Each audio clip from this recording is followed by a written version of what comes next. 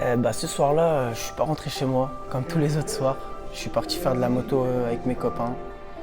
Je roulais très très vite. Il y avait quelqu'un en face de moi en roue arrière. Il était en cross. Moi j'étais en MT 07 et on s'est rentré dedans.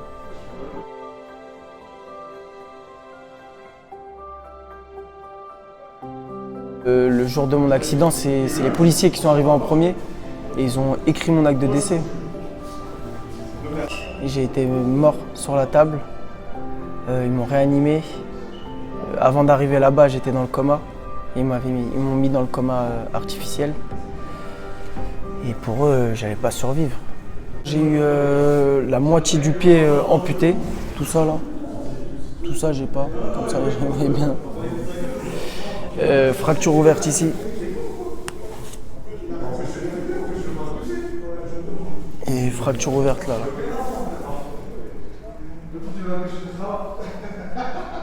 Après j'ai eu traumatisme crânien,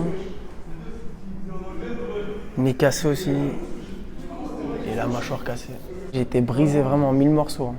Le premier jour où j'ai ouvert mes yeux, déjà j'ai compris que ça allait plus être comme avant. Parce que pour moi j'étais mort. Pour moi c'était vraiment fini, il n'y avait plus d'espoir.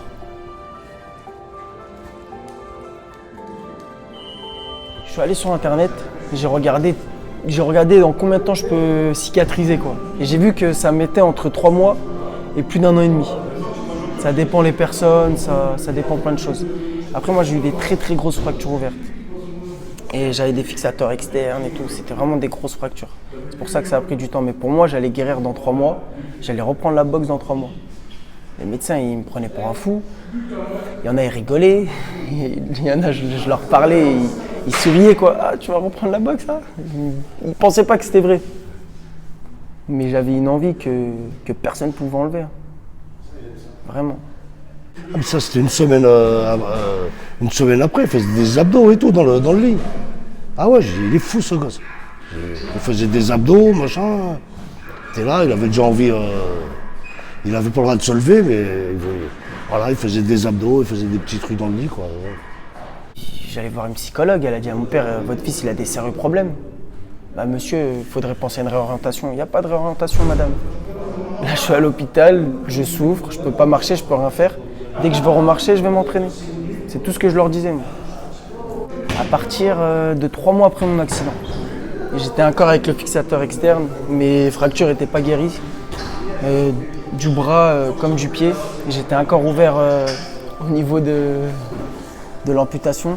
J'étais encore ouvert, c'était encore à vif. J'ai vu que je pouvais marcher, je tenais sur une jambe. Et j'arrivais à me déplacer en fauteuil roulant, je me déplaçais comme ça, tu vois.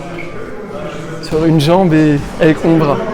J'allais de partout, j'arrivais à faire plusieurs kilomètres. Et donc j'ai dit à mon père, ouais papa, faut que je me remuscle, faut que je bouge quoi, je peux pas rester à rien faire. Parce que j'avais l'impression de me laisser mourir. J'avais l'impression de me voir pourrir, je voyais mon corps grossir, j'avais plus de muscles, je me sentais vraiment pas bien.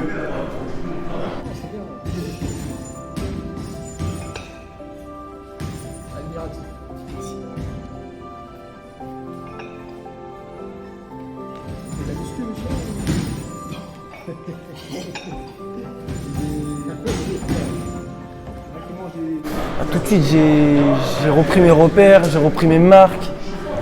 J'ai vu que c'était toujours possible d'envoyer des coups, quoi. Même sur une jambe, j'étais là.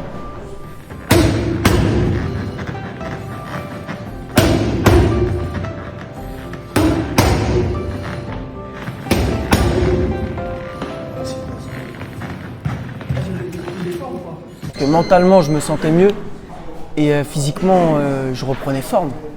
Je sais pas comment vous dire, j'ai retrouvé ma vie quoi. En fauteuil roulant, c'est pas une vie, vraiment, c'est pas une vie. Je le souhaite à personne. De connaître ce que j'ai connu, je le souhaite vraiment à personne. Et après, je sais pas comment dire, le fait d'avoir juste remarché, juste de remettre un coup, c'est des sensations que ça, par contre, je souhaite aux gens d'avoir. C'était vraiment incroyable. C'était du bonheur et une satisfaction. Des émotions vraiment de fou. Le soir, je pleurais juste parce que je voulais boxer. Je pleurais parce que que j'avais une rage en moi que personne ne pouvait comprendre. J'ai toujours été dans son sens parce que, après moi aussi j'ai été boxeur, on a eu des coups durs, machin, on se relève toujours. Faut se battre quoi. Il a été plus ou moins éduqué comme ça. Hein. On est des guerriers, on lâche pas. On lâche pas. La vie, tant qu'on respire, on est là. Et on avance. D'où on vient, c'est pas facile. J'ai grandi à Saint-Ouen, je viens d'Arago. Il n'y a que des bonhommes là-bas. Et on nous donne des valeurs, des principes que nulle part ailleurs j'aurais eu, je pense. Et ça m'a donné une force et une sagesse vraiment incroyable.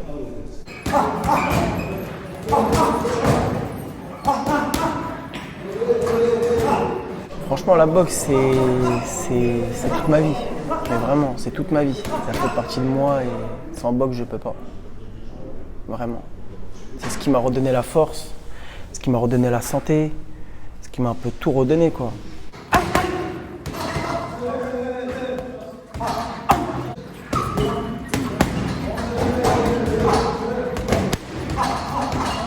Et après, j'ai pas eu le choix de me confronter à la réalité.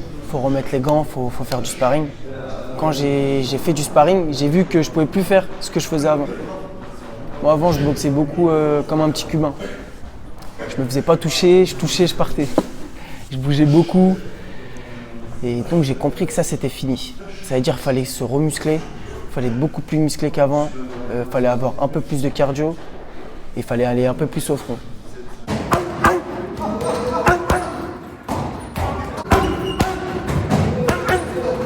Et au jour d'aujourd'hui, j'arrive à bouger comme avant, j'arrive à faire des déplacements comme avant, j'arrive à contrer comme avant, sauf que j'ai beaucoup plus de force.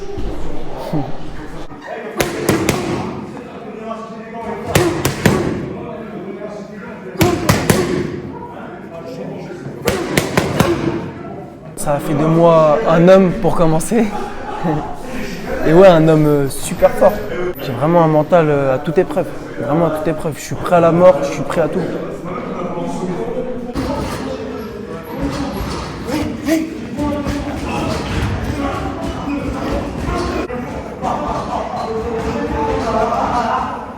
J'ai envie d'être champion du monde. Et je vais rien lâcher. Vraiment, je vais rien lâcher. Après, il y a beaucoup d'étapes avant d'être champion du monde, mais je passerai les étapes et même si un jour ça bloque, c'est pas un souci, je lâcherai pas quoi. C'est Nietzsche qui disait tout ce qui tue pas rend plus fort. Donc c'est le cas, ouais, là, je pense, ouais. Je pense que ça l'a rendu plus fort. Je pense pas que qui que ce soit en face de lui sur le ring puisse lui faire aussi mal que ce qu'il a eu, quoi. Bah, je pense que mon père, il a plus souffert que moi. C'est à la fois mon meilleur ami et mon père. Et c'est pour ça qu'il a vraiment souffert, vraiment, vraiment.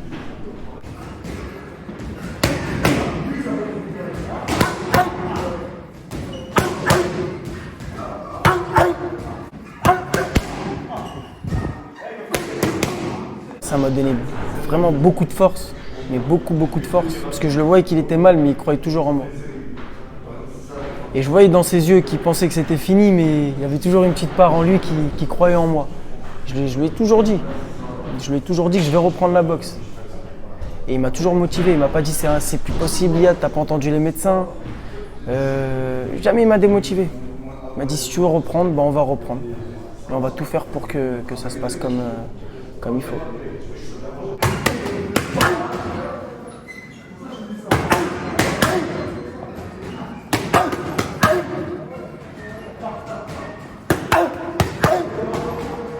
Il est soulagé, il est stressé en même temps, parce que de voir son fils boxer sans handicap, c'est déjà une pression, et avec un handicap, c'est pas la même pression.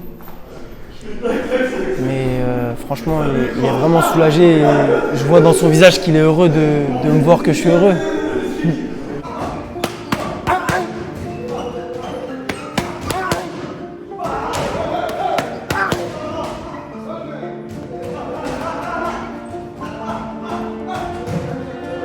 De mon malheur, j'en ai fait un bien, quoi. Et c'est ce qui va me donner ma force pour tout le reste de ma vie.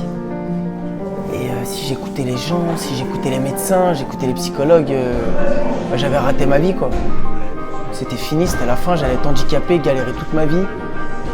Et plus de sport, plus rien. Et j'ai réussi à surmonter tout ça, quoi.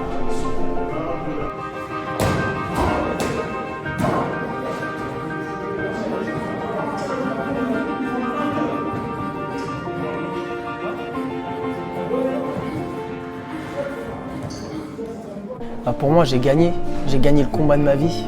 Je me suis relevé alors que les gens m'avaient enterré alors que j'étais même pas sous terre.